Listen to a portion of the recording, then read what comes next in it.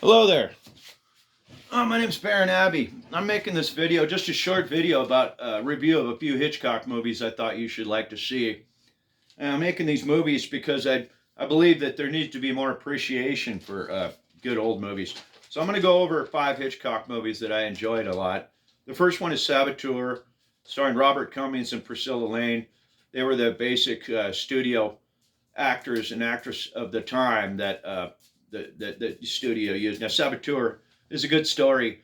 Now, the protagonist, Robert Cummings Barry, is a fellow who works in a factory, and he ends up, under the circumstances, it looks like he caused the factory to burn down. So during the story, he's pursued by the authorities, and he meets up with Priscilla Lane, who assumes that he's guilty from the very beginning.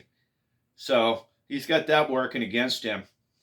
And he meets up with all sorts of characters through the film, uh, which have a chance to turn him in, as he looks guilty on the outside.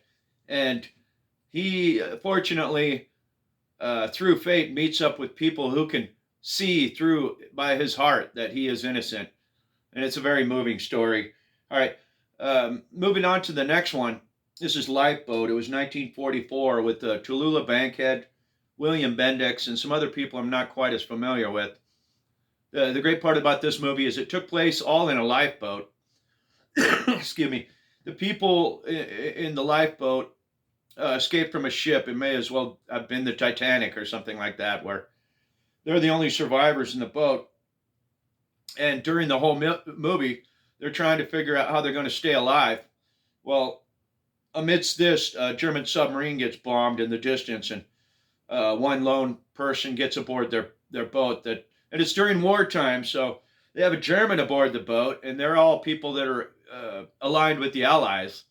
So there's all sorts of situations in here and high tension sort of things. Hitchcock is great at manipulating people's feelings and perceptions by the situations that take place. So I really recommend this one as well.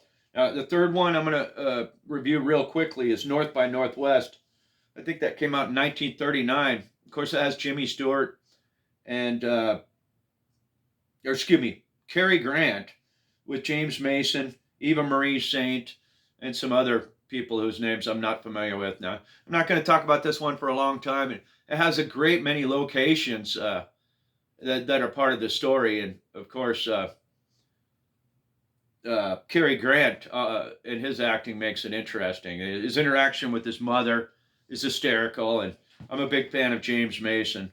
So I'm not gonna. We're gonna leave it at that for North by Northwest. The next one is 1954, Rear Window.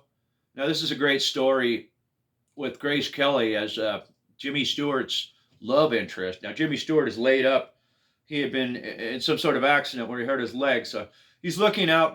The whole movie takes place of him observing the activities of different windows on a large tenement building behind his apartment where he's staying. All sorts of interesting dramas. Once again, Hitchcock wrenches the feelings of the viewer when he shows a tiny dog who brings nothing but joy to the people around him get brutally killed off. You know, this is sort of thing Hitchcock does often.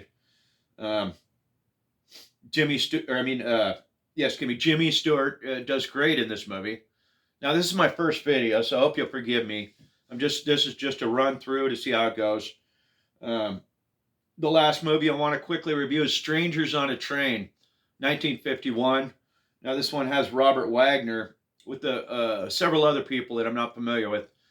Robert Wagner plays a somewhat devious gentleman who talks to this other fellow into the idea that maybe he would get rid of his mother, which Robert Wagner hates his mother, and this other fellow is having a nasty divorce, and he's something of a celebrity, being a famous tennis star in the movie. So this fellow wants to get rid of his wife, who is treating him horribly during the divorce proceedings, but not so much that he wants to actually kill her. But Robert Wagner takes it to heart and practically blackmails this other fellow into doing the job with him.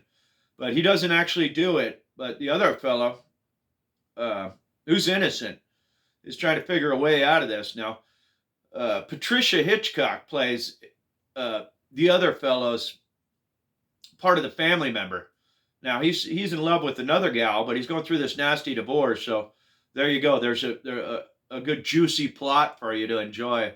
Well, you're watching Hitchcock manipulate people's feelings. Anyway, I hope you have a great day. I want to make more movie videos about classic movies so that people who appreciate good stories, good characters, and especially good writing will have a place to go to look for reviews on these sorts of movies. And I was fortunate that my father, who's passed away some time ago, helped me appreciate some good writing of the older movies and good stories and so forth. So have a good day, and I'll hope to see you next time. Thank you.